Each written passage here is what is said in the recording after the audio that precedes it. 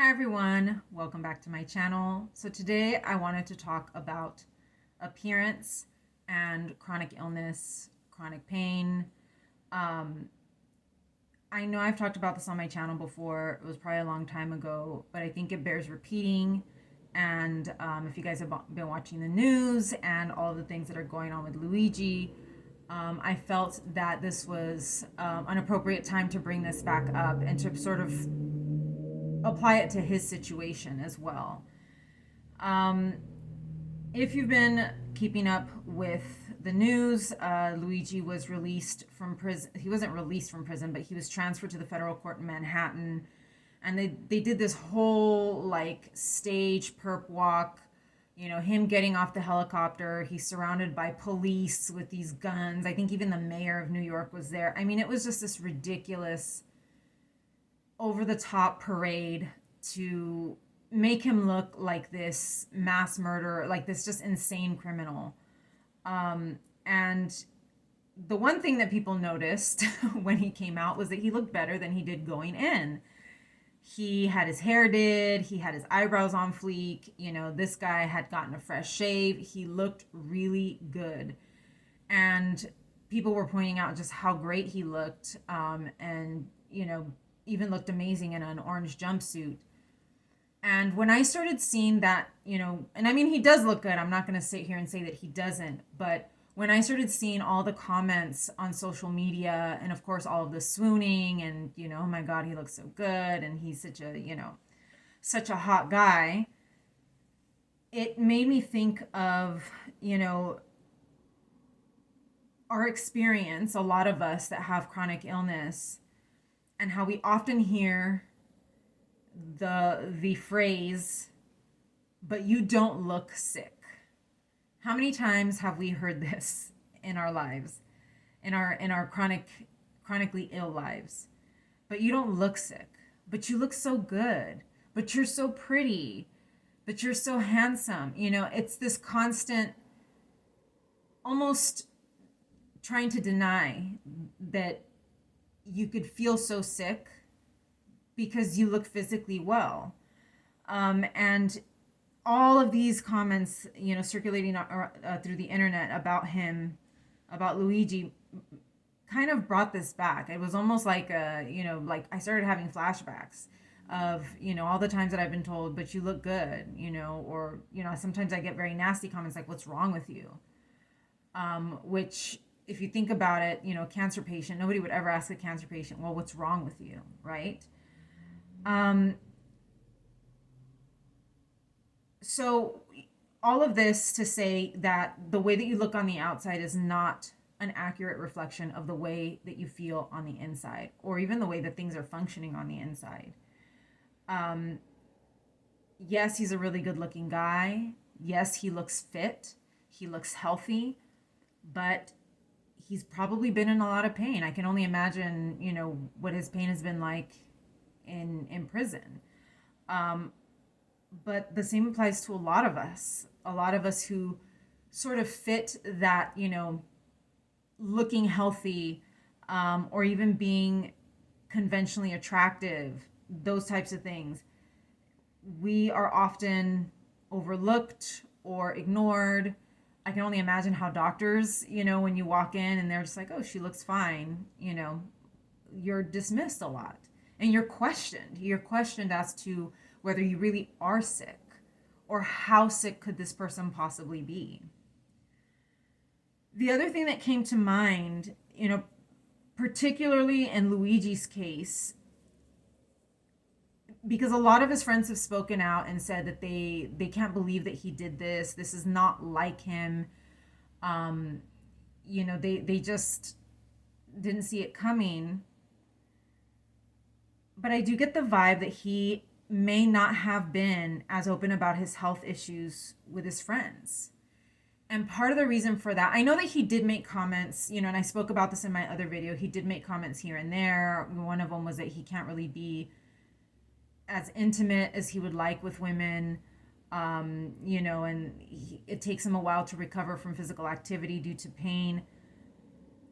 but he may not have been as open as he should have been, or he may not have really expressed the full extent of what he was dealing with due to the way that he looks. Um, I think he's aware, or he's somewhat aware of the way that he looks. Not only that, the wealth that he has, um, and that doubt may have been cast on him. You know, who's going to listen to a really good-looking, to a hot rich guy and be like, "Oh, this guy's miserable." Um, I think there is a tendency to dismiss people that are privileged, or just that look good, that are conventionally attractive, not just people that look or that don't look sick, but also somebody that is conventionally attractive, handsome, built. I think there may have been a little bit of that. People are not going to believe me. Even if I say something, nobody's going to believe me. I have all of this money, or my family has a lot of money. I went to an Ivy League school. I was valedictorian, and nobody's going to believe me when I say that I'm in a lot of pain. Um, I think that may have been part of it. And a lot of this, attention that he's getting over his looks, I mean, he's gotten more attention over his looks than over the possibility that he was dealing with a serious chronic pain issue. And I think that is also, it's kind of drowning out. I mean, I know people understand why he did what he did, and they kind of are getting the overall message, but still not seeing him as a human being that was suffering, right? Because he's a good looking guy. How could a good looking guy suffer? Right? The picture that identified him when they were searching for him was a picture of him flirting with someone. I think it was like at a hostel, where she asked him to pull his mask down so she could see his pretty smile. And, that's the picture that went viral, right? Where he's smiling, and it's a picture of his profile, and he's really handsome. And so I think there's a tendency to look at, an attractive man or an attractive woman, and to say they can get, this guy gets any woman that he wants. Girls are always flirting with him. He gets so much attention. He's so lucky. And we only look at that outside, the outside appearance, and we never stop to think of what could be going on internally. And that's why a lot of people are just so shocked, including his friends, that he would do something like this. And it's something that a lot of us with chronic health issues have dealt with, particularly if you don't really look any specific way on the outside. This is part of the reason why I named this channel Pretty Sick, because I think there's a tendency for people to look at me and say, not only is she's skinny, and, I guess I look normal. I don't think I look normal, but to most people I look normal, but she's also attractive. And so, part of me in my head, I think I'm pretty sick, and that's part of the reason why I named this channel what I named it. And, that assumption that because this person is attractive, because this person gets male attention or female attention, or they have wealth, that they don't have serious problems, it's a misconception. And I think right now his suffering is being drowned out by the massive attention that he is getting over the way that he looks. As I mentioned earlier, I don't think I look sick. I mean, I do think I look sick, while most people don't think I look sick. When I look in the mirror, I know what I looked like before I got sick, and I know what I look like now. I can see that I don't look well.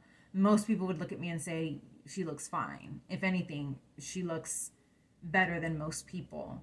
Also, being thin and slender, is very synonymous with being healthy. Even if you're kind of a little too skinny, I think people would look at being a little too skinny more positively than being a little too heavy. If anything, people would more likely assume that I have an eating disorder before they assume that I have a chronic condition. Because again, she's conventionally attractive. Maybe she cares a lot about her appearance. That's why she's so skinny. Maybe she restricts her eating. There's always that assumption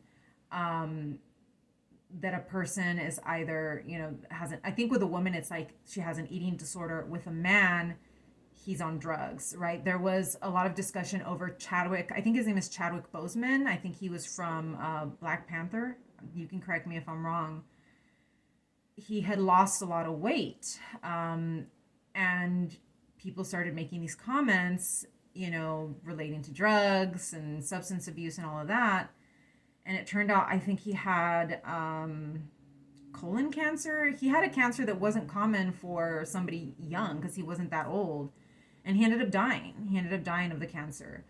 So, because he was more of a conventionally attractive guy, a movie star, people automatically went to, he's on drugs, right? The same way that people will say that a woman has an eating disorder. And you can also see sort of like the sexist kind of gender differences between those two. A guy is a drug addict, a woman has an eating disorder. So again, this was someone in the spotlight, conventionally attractive, fit, and immediately people jumped to drugs. Also, the fact that he was African American, I think there were some kind of like maybe racist or racial kind of undertones to people assuming that he was on drugs. I think it's much harder to get compassion for a chronic condition or for chronic pain, not just because you look healthy, but also because you're conventionally attractive. I think a person who has, movie star good looks is not going to get as much compassion. And again, if you have money on top of that, then it's even worse, right? We see celebrities that come out every day talking about some kind of health struggle that they had, or for a lot of women, fertility issues, and the comment section is always filled with, you have a ton of money. Like, this isn't a problem. You have a bunch of money. This is not a problem. And I think that is almost like a knee-jerk reaction to somebody that is attractive and wealthy, right? What do you have to complain about? You look good, you have money, you don't have any problems. I did have a comment on here on one of my videos. I think it was the dating video where somebody said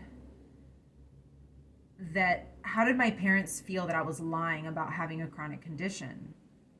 And I get rude comments. I'm starting to get even more, the more traction your channel gets, the more, of these terrible comments that come up. But again, this person was like, how do your parents feel that you're lying about having a chronic illness? And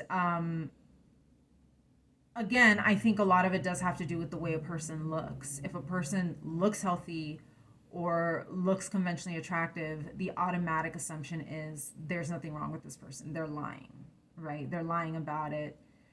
And I think one of the reasons for this, and I don't want to throw cancer patients under the bus with this, but I do think that one of the big reasons why people with chronic conditions are not only overlooked, but they're dismissed, is because when we think of sick in this society, when we think, just in your mind, when you hear the word sick, what do you think of? What is the first thing you think of? What is the image that comes up in your mind? A lot of it is a cancer patient, right? Somebody that's bald, that lost all their hair, somebody that's lost a lot of weight, that has bags under their eyes or dark circles under their eyes, somebody that can't eat, somebody that's just bedridden and looks like they're decaying. I had a cousin of mine recently passed away, and she actually had multiple amputations before she died. So we think very visually when we think of illness, and we it's almost like we need to see the illness. We need to see missing limbs. We need to see hair loss or sores, or we need to see it visually, or we don't believe it. And there's a lot of very, very, very sick people that look just fine. And to be honest, there are a lot of cancer patients that look fine, that actually don't lose their hair during their cancer treatment, that look relatively normal throughout their cancer treatment, even if they do end up passing away. Um, we have a very narrow definition of sick in our culture. We refuse to believe that a person that looks healthy on the outside could be very sick on the inside. There's another girl on here on YouTube. She's actually like a makeup YouTuber, and she was a digital nomad for a while. So she was traveling and all of that. And she suffers from debilitating migraines, really bad migraines, to the point where she has to be hospitalized and all of that. And I believe she recently was diagnosed with Ehlers-Danlos, which is a painful connective tissue disease. And she's normal weight, attractive, she's really pretty, she's into makeup, she has this great hair. Um, you know, she's talks on camera, and you wouldn't believe, because when she's filming, she's also feeling good, right? She's gonna film on her good days, but you would never believe that she suffers from debilitating pain. She actually just had surgery as well. And you just would never believe it, because she speaks very eloquently about whatever topic she's talking about. She also doesn't discuss her health issues as much. And she was also traveling. She was traveling around the world. She was a digital nomad. And even myself, even I made that assumption that how could she be traveling and be sick like this? How could she be doing all of these things and be so sick like this? Right? Luigi had been in Hawaii. He had been in Hawaii for a while. I think he was living there for a little bit. And then, he's been, different places, and he has friends, and he's, well connected. He's got, I think his cousin is a mayor or something. I forget, but he has well connected family members. And we just can't believe that somebody like that could be sick or could have serious pain. And I just wanted to remind people not to lose sight of that. I know that the hype around him has been unbelievable. I mean, I don't think I've seen someone, put on this such a pedestal in quite some time, and such a huge, so much support for this guy. And yeah, part of it is because of the way he looks, but we can't lose sight of the fact that he is probably still in pain. And now that he's in prison, he's probably not going to feel that great. He's not going to have the comforts of home that weren't helping his pain, right? That didn't help his pain go away, but probably weren't making things worse. And now he's going to have to deal with, prison conditions, and he's going to have to deal with discomfort and poor nutrition and just, horrible, especially for someone that deals with a chronic condition. And he's likely to get worse. And that's unfortunate. But part of me believes that he really felt he had nothing to lose. When you're in that much pain, and when you can no longer live a normal life, he was no longer working. He had been working, I think, at a tech company? He was working somewhere, and he left that job. We don't know why he left. It's possible that he left because he was in pain. If it's a job that you have to be sitting at all day long, there's a strong possibility that he left because he was in pain. We don't know this information yet. Then he went to Hawaii. He's wealthy enough that he could probably go and take a trip and just chill and relax, but then he can't do the fun stuff that he used to do. Go surfing, hang out with girls, all of those things. And he probably realized, like, I'm in a real prison here. I'm already in prison. I can't work. Even when I try to relax or enjoy my life, I can't do those things either. And this is going to sound very familiar to a lot of us on here that are chronically ill. I remember I had a doctor tell me that she wished that she could sit home and eat bonbons all day. That's not what I'm doing. I wish I could eat bonbons. I can't even eat my favorite foods anymore. Life becomes a prison, and your outward appearance doesn't always reflect that. And that's my guess. That's my best guess as to what he was going through.